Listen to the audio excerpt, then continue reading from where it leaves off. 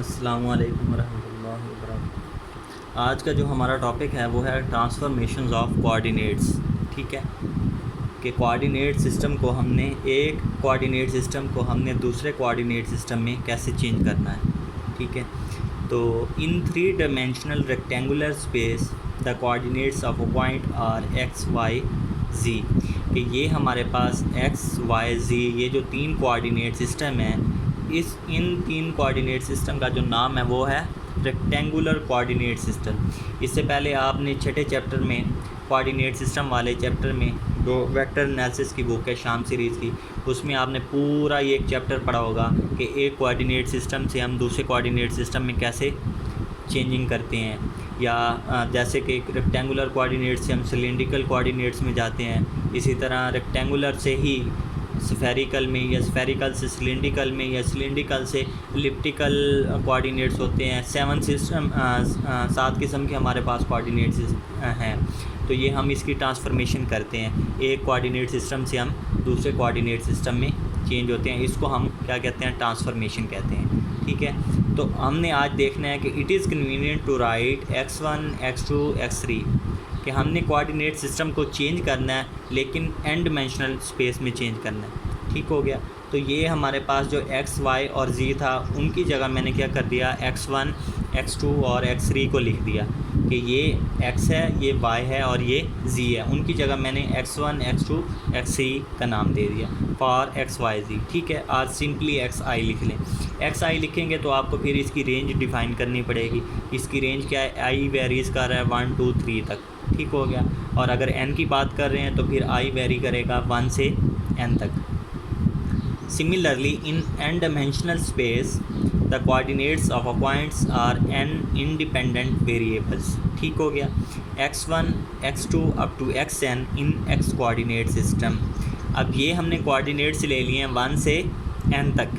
किस coordinate system में, x coordinate system में हमने क्या किया है, n कोऑर्डिनेट्स ले लिए हैं। ठीक, इसी तरह एक और कोऑर्डिनेट सिस्टम लिया हमने y, let x bar 1 x bar 2 x bar n be coordinates of the same point in y coordinate system. अब ये दूसरा कोऑर्डिनेट सिस्टम हमने लिया जिसको नाम दिया हमने y का। हमारे पास कितने कोऑर्डिनेट सिस्टम हो गए, 2 हो गए।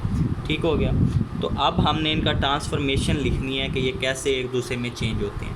Late x bar 1 x bar 2 up to x bar n be independent single valued function of x1 x2 xn, so that ये जितने भी कोऑर्डिनेट्स हैं, x1 है x2 up to xn, n coordinates हैं, ये as a single valued function के तौर पे हम इसको लिखेंगे इसके साथ। ठीक है, B independent single valued function of, इनका ये फंक्शन बन जाएगा, यानी कि x बार 1 इक्वल हो जाएगा x बार 1 और इस पे x1 x2 इस तरह से लिखेंगे। x1 x2 ये एक कोऑर्डिनेट सिस्टम है, किसका है, ये y का है, और ये कोऑर्डिनेट सिस्टम है, ये क्या है, x का है। तो हमने इनको इस तरह से लिखना है, सिंगल वैल्यूड की फॉर्म में लिखना है। एक एक वैल्यू को हमने इनके साथ रिलेट करके लिखते जाना है। पहली वैल्यू लिखी, फिर दूसरी, फिर तीसरी, चौथी, अप टू n तक। हमने 1 से लेकर n तक, क्योंकि हमारी वेरिएशन कहाँ तक है, n तक है, तो हमने इसको n तक लिख लिया। क्लियर है, ठीक हो गया। आगे हमने इस n को कैसे चेंज करना है वो देखते हैं। जहाँ पे n था तो हमने वहाँ पे क्या कर दिया, i कर दिया simply. x bar i equal x bar i x1 x2 up to xn, ये बन गई इक्वेशन नंबर 1। ठीक हो गया, solving these equations and now expressing x i as function of x bar. पहले हमने क्या किया, एक कोऑर्डिनेट सिस्टम यानी कि y जो लिया था हमने, x बार i को हमने एज अ फंक्शन लिखा था x1 x2 x3, उसके रिज़ल्ट में हमें इक्वेशन नंबर 1 मिली थी। अब हमने क्या किया, अब हमने थोड़ा सी चेंजिंग कर दी है कि x i को as a function of x bar 1 x bar 2 x bar n लिखना है। तो वो हमने लिखा, तो हमें इक्वेशन नंबर 2 मिल गई। एक इक्वेशन 1 है और एक इक्वेशन 2 है। These two equation 1 and 2 are said to be transformations of the coordinates from one coordinate system to another coordinate system. ठीक हो गया, ये हमारी ट्रांसफॉर्मेशन इक्वेशंस हैं, ये वाली और ये वाली किसकी, कोऑर्डिनेट सिस्टम की। एक कोऑर्डिनेट सिस्टम की दूसरे कोऑर्डिनेट सिस्टम के लिहाज से ये ट्रांसफॉर्मेशन इक्वेशंस हमने लिख ली। ठीक हो गया। तो ये हमारा ट्रांसफॉर्मेशन ऑफ कोऑर्डिनेट्स का सिस्टम का टॉपिक था। आगे है हमारे पास covariant and contravariant vector. Covariant vector और कंट्रावेरिएंट वेक्टर क्या होते हैं, ये कैसे लिखे जाते हैं। ठीक हो गया। तो ये मैंने आगे से लिख दिया टेंसर ऑफ रैंक 1, क्योंकि हम जानते हैं जो हमारे पास टेंसर ऑफ रैंक 1 होता है वो क्या होता है, वेक्टर होता है। तो let x1 x2 up to xn are xi be coordinates of a point in x coordinate system. ये फिर वही बात है कि हमने क्या किया है, कोऑर्डिनेट्स ले लिए हैं x1 x2 up to xn, किस में, x कोऑर्डिनेट सिस्टम में। किस में ले लिए हैं, x कोऑर्डिनेट सिस्टम में। और एक और कोऑर्डिनेट सिस्टम हमने डिफ़ाइन कर लेना है, x bar 1 x bar 2 be coordinate of the same point in y coordinate system. अब हमने एक और कोऑर्डिनेट सिस्टम ले लिया जिसका नाम क्या है, y। एक हमने लिया x कोऑर्डिनेट सिस्टम, एक हमने लिया क्या, y कोऑर्डिनेट सिस्टम।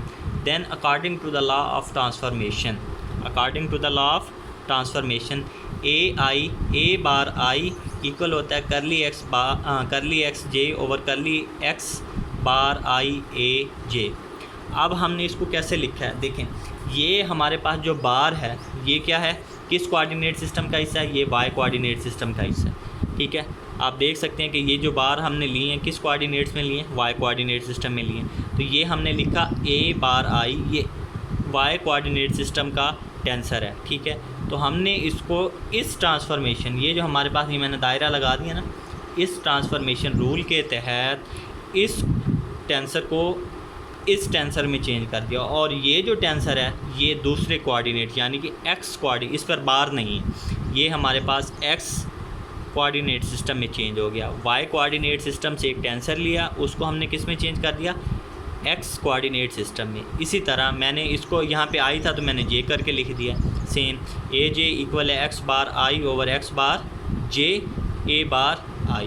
ठीक हो गया। यहाँ पे बार ऊपर था तो नीचे आ गया, इधर इस तरह हमने क्या किया, इधर भी sorry a j curly x bar i over curly x j, इधर इंडिसेस नीचे था तो इधर इंडेक्स हमने क्या लगाया था, ऊपर लगाया था।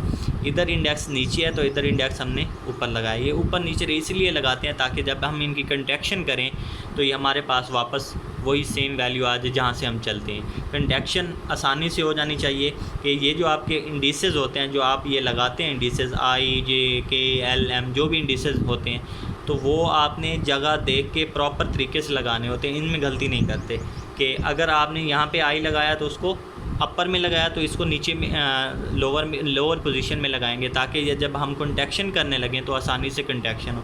अगर आप यहाँ पे भी आई लगा देते हैं, इधर भी आई ऊपर अपर पोजीशन में लगा देते हैं तो फिर उसकी कंट्रैक्शन नहीं होगी। फिर उसकी कंट्रैक्शन करने के लिए हमें किसी मीट्रिक टेंसर से मल्टीप्लाई करना पड़ेगा, लेकिन वो बहरहाल आगे का प्रोसेस है।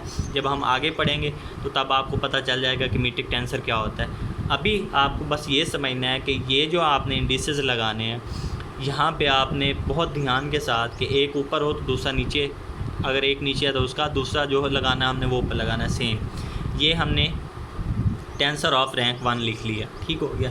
इसको हम कहते हैं then A i are called components of covariant vector. क्या हुआ, then A i's are called components of covariant vector.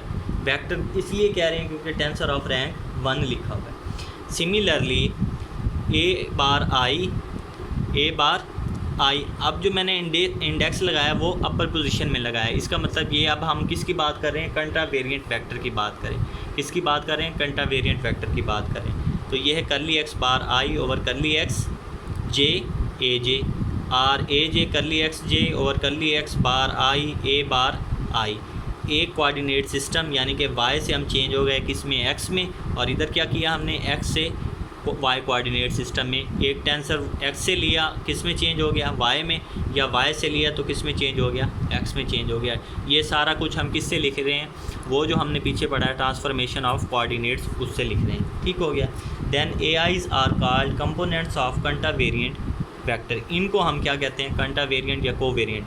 अगर तो इंडिसेस नीचे होंगे तो वो कोवेरिएंट, और अगर इंडिसेस ऊपर होंगे यानी कि अपर पोजीशन में होंगे तो उनको हम बोलेंगे कंटा वेरिएंट।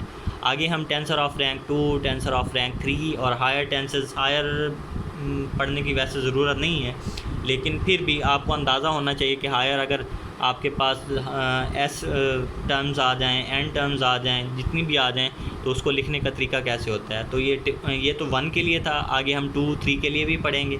तो फिर आपको और मज़ीद इसकी ट्रांसफॉर्मेशन रूल कैसे लिखते हैं उसका भी पता चल जाएगा।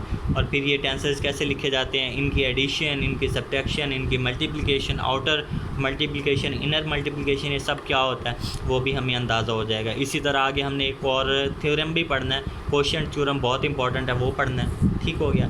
अब ये था हमारे पास टेंसर ऑफ रैंक 1। तो ये मैंने क्या लिखा है, एक मैंने टेंसर लिखा है टेंसर ऑफ रैंक 3, और ये हमारे पास कंट्रा वेरिएंट टेंसर ऑफ रैंक 3 है। कंट्रा वेरिएंट क्योंकि ये हमारे पास जो इंडिसेस हैं वो अपर पोजीशन में है।